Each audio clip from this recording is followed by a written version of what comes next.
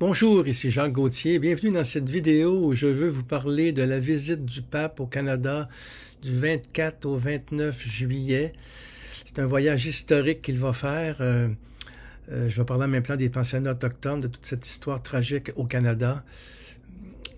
À la foule justement rassemblée sur la place Saint-Pierre pour l'Angélus du dimanche 17 juillet 2022, le pape François a parlé de son voyage historique au Canada comme d'un pèlerinage pénitentiel. Moi, je pense que c'est la première fois qu'il utilise cette expression au cours de ses voyages, ces nombreux voyages qu'il a fait. Je crois que c'est la première fois qu'il utilise pèlerinage pénitentiel. Je reviendrai là-dessus dans cet article justement que j'ai écrit dans mon blog, que vous pourrez retrouver. Alors, je reprends ce que j'ai écrit tout en apportant d'autres informations. Mais c'est important, en tout cas, de mettre l'accent sur ce pèlerinage pénitentiel. Le pape vient ici à la rencontre des Autochtones pour les écouter, prier avec eux, présenter ses excuses au nom de l'Église. Il vient en pèlerinage. Alors, c'est vraiment pour les Autochtones aussi qu'il vient. D'ailleurs, il a demandé justement durant cet Angélus aux fidèles de prier pour lui. Il en a vraiment besoin. D'abord, c'est vraiment tout un défi logistique pour le comité organisateur d'avoir organisé cette visite du pape en 2 mois. Des fois, ça prend 1 an à organiser ça. Alors, en 2 mois, sans parler aussi du fait que le pape arrive ici aussi en pleine vague de la COVID-19, et aussi sa santé demeure chancelante quand même avec l'âge. D'ailleurs, il a dû annuler 2 visites pastorales au Liban et en Afrique sur les conseils du médecin à cause justement des douleurs à un genou qui réduisent beaucoup sa mobilité. Mais François l'appelle le pape des pauvres aussi. Il reste déterminé quand il s'agit d'aller vers les périphéries, comme il appelle, à la rencontre des gens qui souffrent, des gens des démunis, des plus petits. Hein. Et c'est pour ça qu'il vient au Canada vraiment en humble pèlerin de la paix. C'est un pèlerinage pour écouter, dialoguer et prier avec les peuples autochtones qui ont été marqués par la tragédie des pensionnats. L'Église canadienne et surtout l'Église du Québec, dont je fais partie, a bien besoin de ce coup de pouce du pape pour avancer sur le long chemin de guérison et de réconciliation, d'où le thème de sa visite, « Marcher ensemble ». Moi, je crois profondément que notre pape François saura toucher les cœurs par son authenticité, sa simplicité et son humanité. Alors c'est ça, il vient ici dans cette démarche de pardon, dans la revue Le Verbe, par exemple. Alors vous voyez, c'est tout simplement ce mot-là, pardon. Alors c'est toute une démarche pénitentielle que le pape invite aussi chacun de nous à faire avec lui. Pour toutes les personnes qui sont abusées, qui sont victimes aussi dans l'Église des abus de pouvoir, des abus spirituels, sexuels de la part des membres du clergé, des communautés religieuses, même si c'est une minorité, hein, on dit de 3 à 5%, mais quand même, c'est une tragédie pour ces gens-là. Et dans cette revue-là, justement, on donne la parole aux Autochtones qui partagent leur expérience, justement, des pensionnats ou dans l'Église. Et beaucoup d'Autochtones, d'ailleurs, font la différence, disent que c'est pas l'Église proprement dite, mais c'est des membres de l'Église, des hommes et des femmes pécheurs aussi, qui ont peut-être été blessés et qui en ont blessé d'autres. Mais il reste quand même que c'est une histoire très triste dans cette histoire du Canada. Et justement, comme je le disais, le pape vient ici dans cette démarche de réconciliation.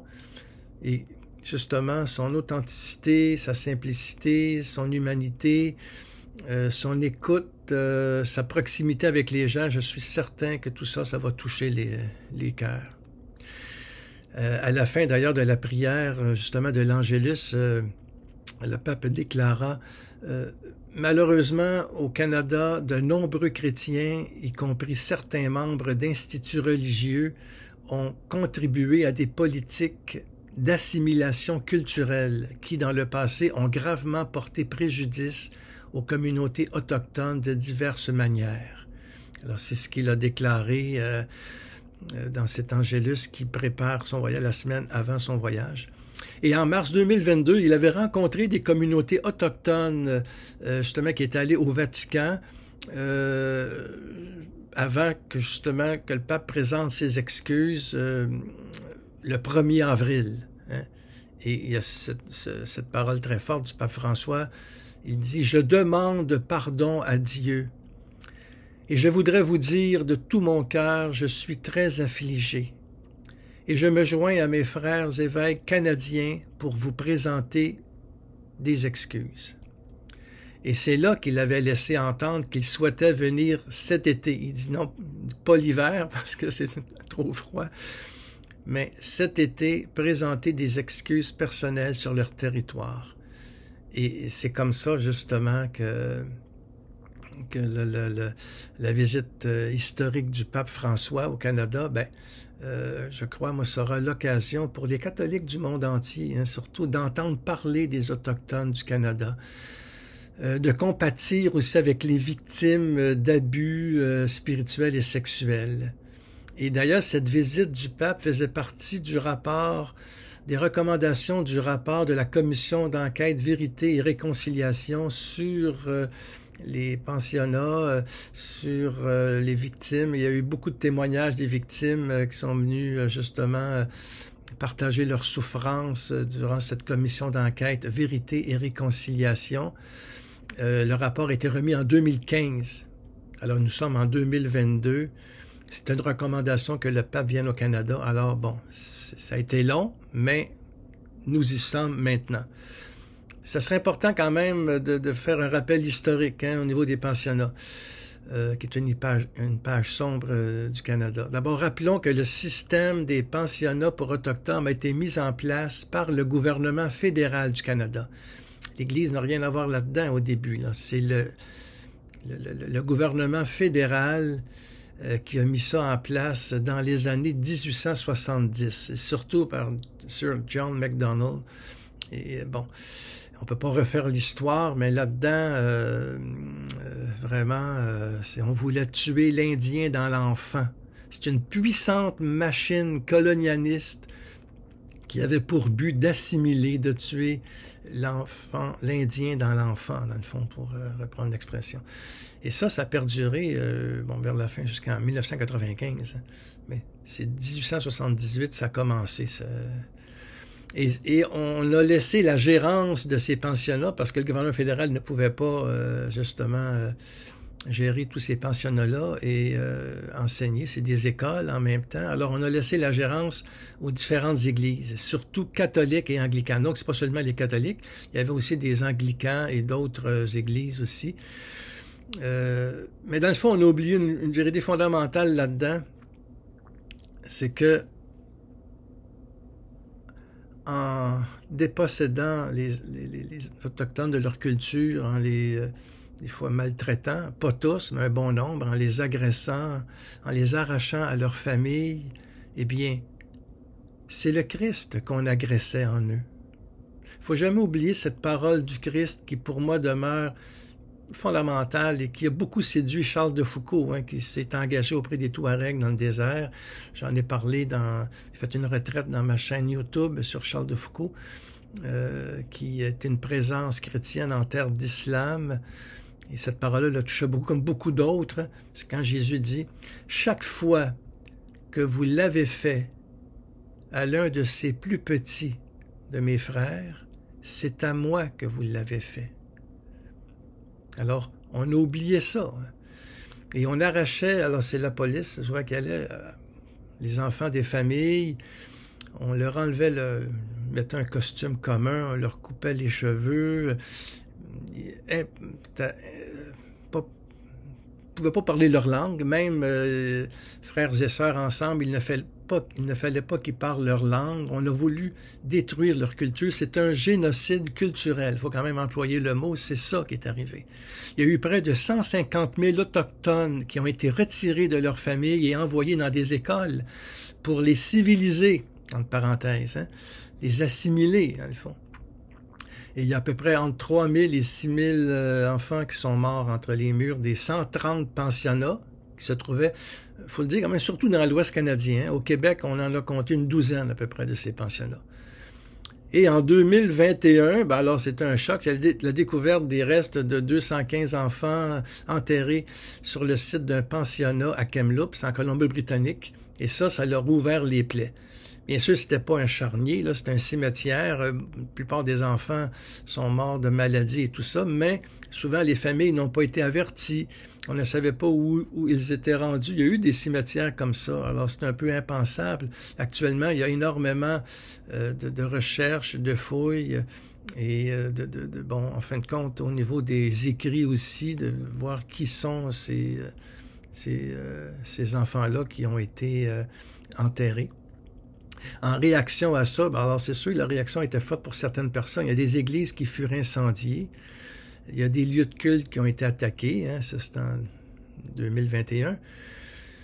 On n'a pas su qui, mais de toute façon, les chefs des Premières Nations, tout de suite, ont appelé au calme.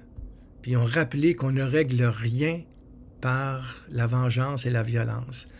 C'est un chemin de vérité que l'on fait, mais de réconciliation aussi, même si c'est difficile. Alors, c'est sûr qu'il y a eu des excuses publiques de Justin Trudeau, bon, et le premier ministre du Canada, puis des évêques canadiens. Il y en avait eu des évêques avant aussi, des diocèses qui avaient présenté leurs excuses, mais là, c'était les évêques canadiens en général.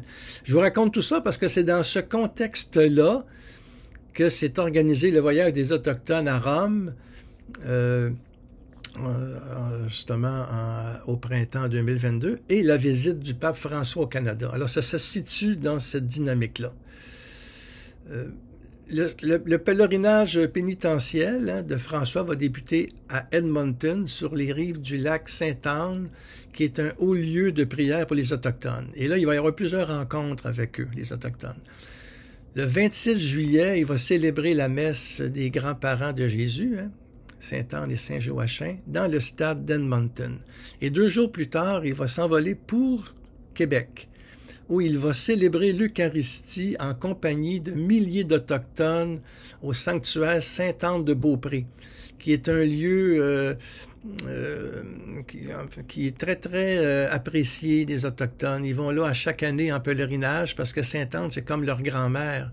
Les Autochtones ont le culte des aînés et beaucoup aussi, il faut le dire, sont restés catholiques chrétiens, malgré les sévices, et c'est pas tout le monde qui a eu des sévices, mais ils font la part des choses. La foi au Christ, pour eux, est viscérale. Ils se rendent bien compte que ce sont quelques personnes, c'était pas toutes les personnes qui géraient les pensionnats qui étaient des agresseurs, là, loin de là, mais c'est pas grave, ça n'en prend juste un, et c'est inadmissible. Et le pape, justement, sur ces lieux-là de ce grand pèlerinage au Québec, qui est Sainte-Anne de Beaupré quand même, c'est la patronne du Québec. Alors, ce sanctuaire Sainte-Anne de Beaupré. Et il va présider les vêpres à la cathédrale de Québec aussi. Et après, il va terminer son voyage le 29 juillet à Iqaluit, dans le territoire du Nunavut. Alors, il fait vraiment le tour, la traversée du Canada, qui est un immense pays, vous comprenez. Et alors, ça va lui prendre quand même du courage. C'est pour ça qu'il demande de prier pour lui. Alors, c'est ce qu'on peut faire aussi. Avec le ton vraiment qu'on lui connaît, un ton qui est très libre, qui est très près de l'Évangile, qui justement toujours axé sur les petits. Eh bien, c'est sûr que je crois, en tout cas, qu'il reviendra sur les thèmes que lui-même a développés, qui sont très chers à lui, que nous retrouvons dans l'exhortation apostolique, par exemple, sur l'Amazonie. J'avais écrit un blog, justement, là-dessus, sur ce document-là, et je pense qu'on va retrouver là-dedans des thèmes qui lui sont chers, hein, dans ses discours ici, ses homélies aussi au Canada. Entre autres, la justice et le pardon. le dialogue et la liberté, l'écologie intégrale et la contemplation, l'épanouissement des cultures et l'annonce du Christ. Alors c'est ça. Il écrit au numéro 7, « Je rêve d'une Amazonie qui lutte pour les droits des plus pauvres, des peuples autochtones, des derniers, où leur voix soit écoutée et leur dignité soit promue. » Alors c'est ça, on peut appliquer ça vraiment ici, là, et on peut appliquer ça dans différents pays où il y a eu des abus, surtout envers les Autochtones, par exemple, de différents pays.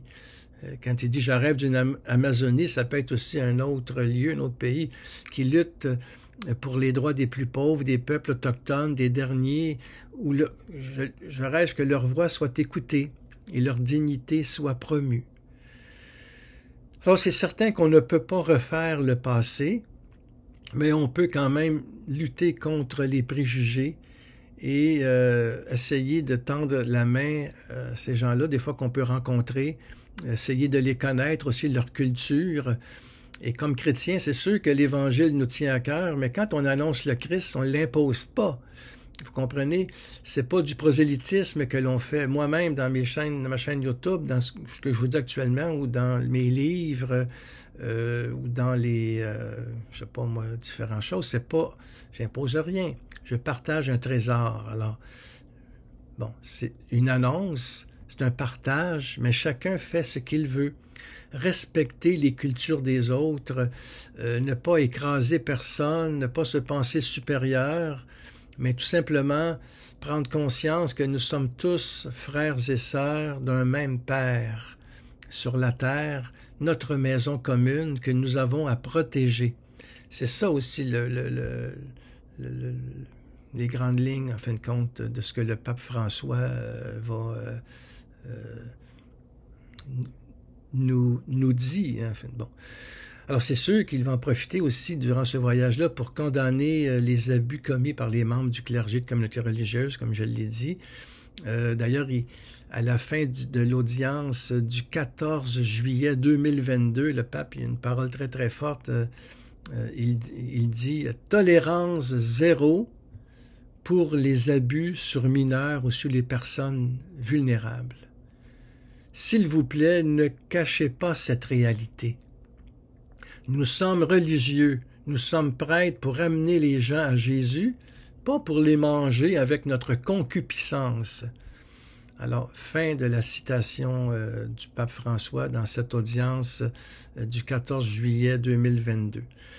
Il va peut-être parler aussi d'une juste compensation accordée aux victimes, et l'Église en est là actuellement un peu partout aussi, pour dédommager tous les torts subis, des moyens à mettre en place aussi pour que les abus cessent. En tout cas, on verra. Je ne peux pas anticiper sur ce voyage, mais c'est déjà une grande grâce pour le Canada et pour l'Église que le pape, dans l'état de santé qu'il est, aussi à son âge, qu'il se déplace pour venir dans ce lointain pays, là où il est, de l'Italie. Par contre, il connaît très bien l'Amérique, hein, c'est un pape sud-américain aussi, d'Argentine, là où il a exercé son ministère, alors il connaît quand même un peu. Il est déjà venu au Québec aussi, mais quand même à l'âge qu'il a, c'est tout un défi, et moi je crois que nous avons prié pour lui et à l'accueillir aussi. Alors je vais terminer cette vidéo par un souvenir personnel. C'est une conférence que j'ai donnée à l'église Notre-Dame de Lorette, dans le village des Hurons de Wendake, tout près de Québec. Le 15 octobre 2012, j'avais donné toute une conférence sur Katri Tekakwitha. Katri Tekakwitha, j'avais écrit un petit livre sur elle. Et puis là, bon, c'était sa canonisation à Rome. Il y avait toute une délégation d'Autochtones, justement, qui allait à Rome pour la canonisation de Katri Tekakwitha. J'ai été très touché par cette conférence. Il fallait vraiment voir la fierté et la joie des Autochtones présents. Et Katri, justement, leur sœur de sang, eh bien, allait être quand même reconnue modèle de sainteté dans le monde entier. C'était une fierté pour eux autres, ça. Et je trouvais que un grand signe de rapprochement entre l'Église catholique et les Premières Nations, et ce signe-là était très prophétique pour moi, et il arrivait par la spiritualité, par le sacré, par l'union d'une foi et culture. Comme le mentionnait Benoît XVI dans l'homélie de la colonisation de Catri Tekakwitha. Il écrivait « En elle, foi et culture s'enrichissent ». Alors, c'était juste une parenthèse que je faisais. Vous pouvez retrouver la conférence, justement, dans ma chaîne YouTube. Et c'est sûr que j'ai glissé un mot là-dedans aussi sur la tragédie des pensionnats autochtones. Mais actuellement, nous sommes sur ce chemin. C'est ça le thème aussi de la rencontre avec le pape au Canada, c'est marcher ensemble. C'est le thème du synode aussi. Alors c'est ça. Alors, moi je demande que Sainte Catherine Tekakwitha, en fin de compte, accompagne le pape François tout au long de son pèlerinage pénitentiel ici au Canada, qui va commencer le dimanche le 24. Que Catherine aussi ravive l'espérance de ses frères et sœurs autochtones sur le chemin de la justice et du pardon. Et je termine avec vous. Vous pouvez vous joindre à moi par la belle prière que le Christ nous a laissée et que beaucoup d'Autochtones récitent aussi.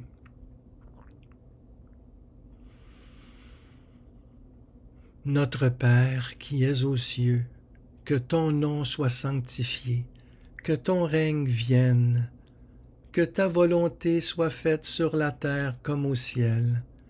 Donne-nous aujourd'hui notre pain de ce jour. Pardonne-nous nos offenses, comme nous pardonnons à ceux qui nous ont offensés. Et ne nous laisse pas entrer en tentation, mais délivre-nous du mal. Amen.